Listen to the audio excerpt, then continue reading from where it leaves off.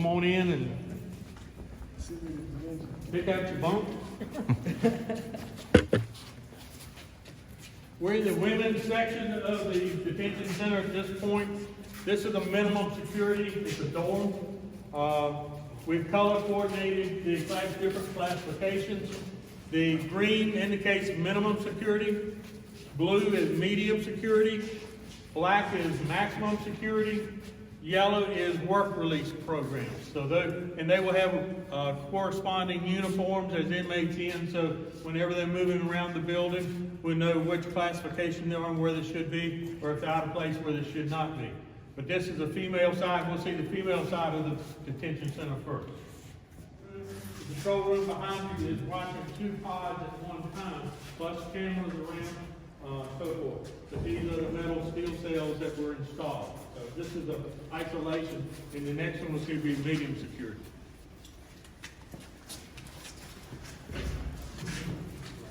Don't look at too far right. Excuse me now.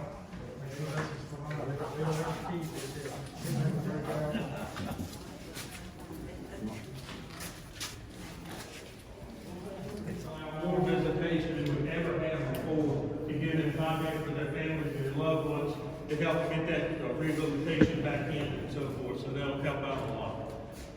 All right, next we're going to go straight across the hall into the intake booking area.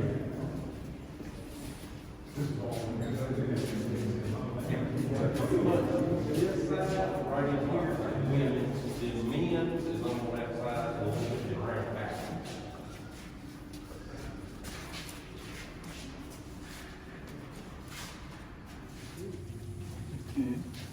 It is what you see. All the flooring is in. This is the intake booking area. In here is an area that we've not had before. It's in the existing facilities called many issues. We have holding cells when somebody's booked in and so forth. If they're intoxicated, they're going to stay in for one night till they're sober up, then we can put them back out. They will not be going into the general population taking stuff in. This is the women's side, that's the men's side, and we have group in case you have a group and so forth and it's overbooked. So we've got holding cells in here that we can check them in, make sure they're all right, get them fed, get all the information, give them a little bit of time to settle down and so forth, and we can classify them depending on where they're going to be, to where they're going into minimum, medium, or maximum security and go that. You see this glass wall up here, that is the law enforcement side. That's where the law enforcement will bring their arrestees in. Once they finish their paperwork and they'll be brought in, then they'll come through here and they'll be booked and photographed, fingerprinted, and start the process. I'll show you this one room around.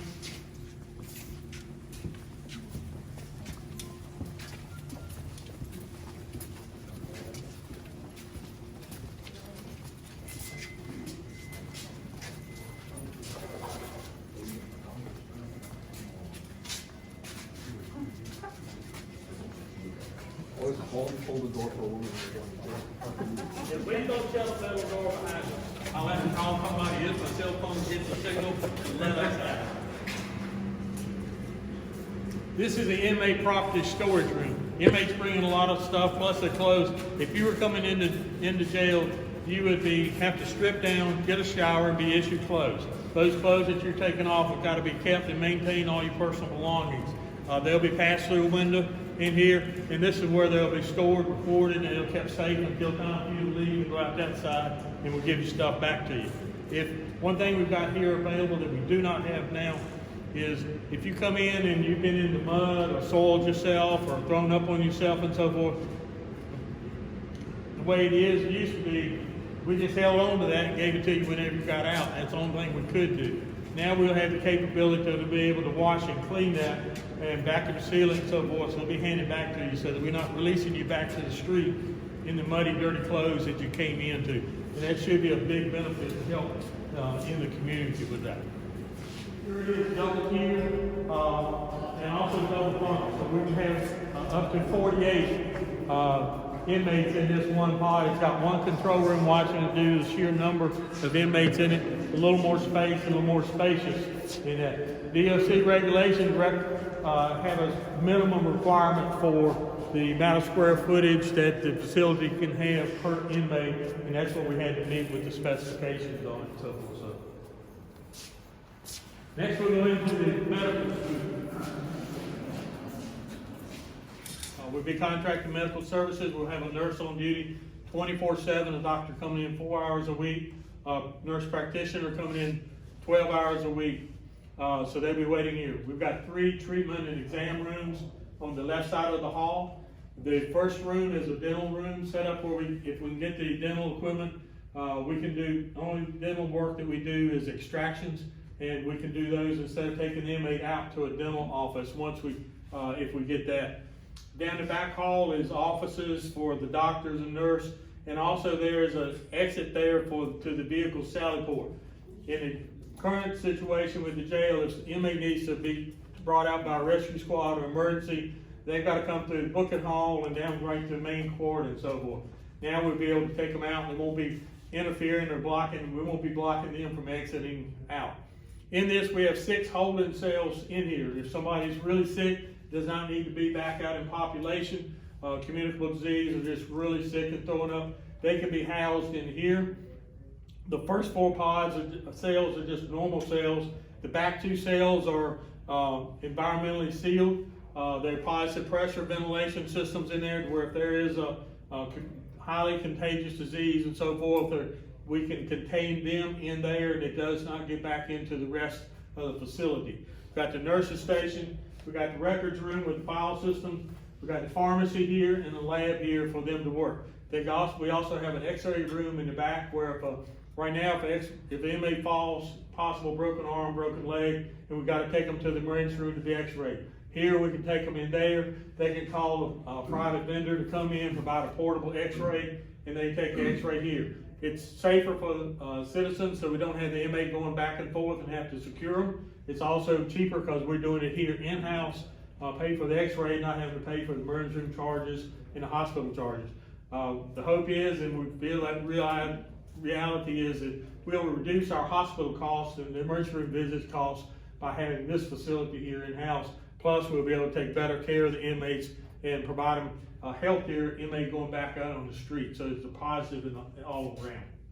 So this is the maximum security for the male and also the mental health, and we can do male and female if we need to here. Not one female pod, one male pod, not together in one.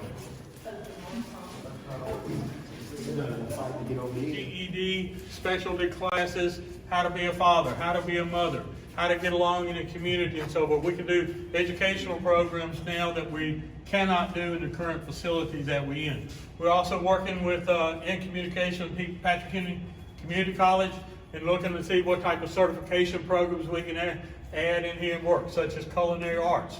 You'll see a full kitchen in here that's full state of the art, probably one of the best equipped kitchens in this region in here on that. But we've got 2 classrooms, we've got the chapel, and also we've got the chaplain's office down here so that they'll be here to work with the inmates and help get them ready to be released.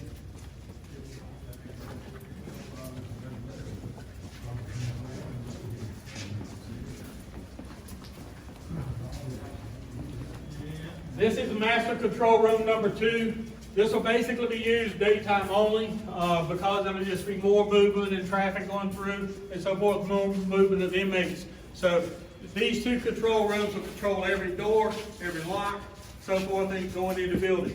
If you see the silver panel, if you need to get in that door, you'll push that intercom button. They'll acknowledge you, see you on a computer screen, and they will electronically allow you to unlock the door and allow you to go in or out or not. So every movement in here, well, you got 300 and some inmates moving around with officers moving them. It's going to be a lot for these control rooms to do. Also, at this point, you're halfway through the facility. This is a new beast and animal for us to learn. This is called direct supervision. You notice there's not a control room that'll be overseeing and watching these inmates. This is direct supervision. We'll have an officer working behind this counter. They'll be in the pod with the officer. The theory and practice of this is that they get used to dealing with the officers, and officers get used to dealing with the inmates, and hopefully create a better relationship and so forth. So once they are released and get out in the community, it builds that bond and relationship and a little bit more trust. Really good thing about this facility, if you get in here, this is where you want to be other than work release, and I'll show that in a minute. But they can work with the inmates and so forth, and they can build that rapport. If they act up and they're not following the rules, then we just bump them out and we change the classification. We put them in medium security where they don't have as many privileges and available to them. So they learn that if you act right, you get more privileges and so forth. If you act wrong, you're going to be disciplined and you're going to be bumped back and get less, more restrictive and less privileges as you go. If they act up from there, then we bump them into maximum security, where it's really restrictive and so forth. So it's hopefully education and so forth, but it'll be 48 inmates in here, and there are 2 pods. The next one is identical to this with the pod and situation. And it got the outdoor recs. Water and sewer and electrical in each individual cell if you need to by this and so forth, and have control. So this gives maintenance guys enough room to work and do what they need to do in there. You can just look at it as you go by.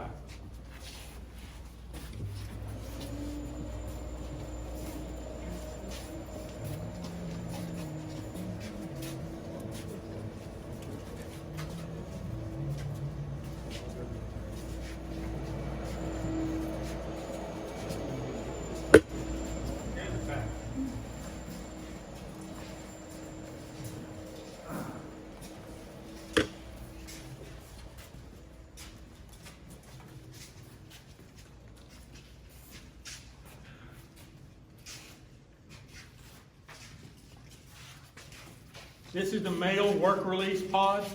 You kind of walk around this suite. You'll see the female work release pod going that way. It's designed for 8. This is designed for 32.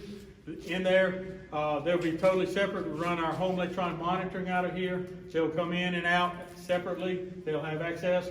The ones going in and out of the jail facility on a daily basis, either going to work somewhere, we're taking them to work somewhere, or we've got them on a work crew out working, will never come in contact with the inmate population inside.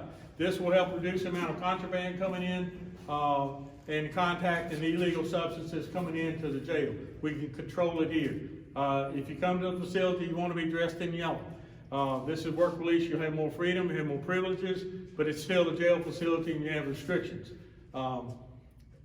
In here, they'll be able to do their own laundry, plus in here with washers and dryers in each pod. They'll have their own, they'll be stripped every day coming in, issue new clothes, and their work uniforms will be washed and dried, and they'll take care of it. Be more self-sufficient here. The only contact they'll have from the secure part in there will be from their food coming from the kitchen, will be delivered in, and then it'll be handed out and so forth. They'll eat in the pods here. You can go in, you can see the lobby, you can see the exit. We have a capability. If we've got an inmate that has a driver's license, has a job, and the judge doesn't mind, we can let them go, and they have a vehicle. They can park their vehicle here. They can drive to work, earn their check, pay their fines, and come back and check in and so forth. We'll have work programs where we can take people to work. We've had several industries that are willing to work with us and look at it and see if we can get them jobs, hopefully teach them a trade. If we just release them back on the street and they go back to where they were and what they were in and so forth, history has proven that it's probably just going to repeat itself. So if we can do something to change that lifestyle and put a different input in, hopefully we can change the life and so forth where we're not having a repeat offender coming back over and over and over into the facility. So that's the goal. If we can change the life in 1 or 2, then it saves us money and so forth and improves the community out there. But y'all can look at, if you want to look down the hall to the female side, and then in the lobby area, and then we'll go down and finish up. Okay. Okay. Thank you.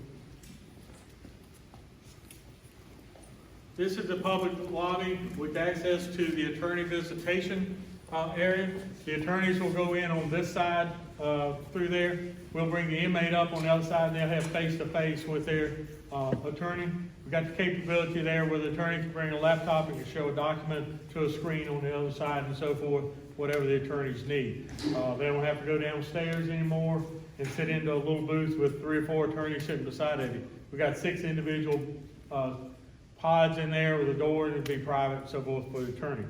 Inside the glass wall there is the area for the video visitation. That's where the families will come. They'll check in here with the officer at the front desk, and they'll be assigned a booth to go to. Then they can sit down and have the time visit with their inmate, the family member that's incarcerated, and they can spend time in there and so forth. And that'll free up our visitation once again. Since COVID hit, we've not been able to do any visitation because we do not have video visitation in the current facility. This will allow that to open back up. We can allow, used to be, we had male visits on Saturday, female visits on Sunday, and they'd be lined up in the parking lot. It was just not a good atmosphere for the families or for the inmates who had to move them through the facility. This way we can bring them in, they can sit down, they have a video visit, they can actually see their loved one, and they can talk with them and communicate and see that they're okay.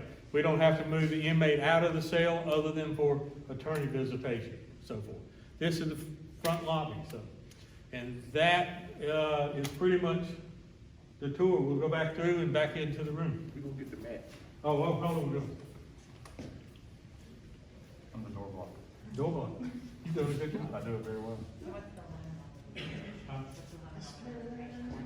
It'll probably be typically 15 minutes or so, that'll be set up, and it depends on, what the situation is. Maybe longer on, holiday and so forth, just depends on that. But that be said long after time, so.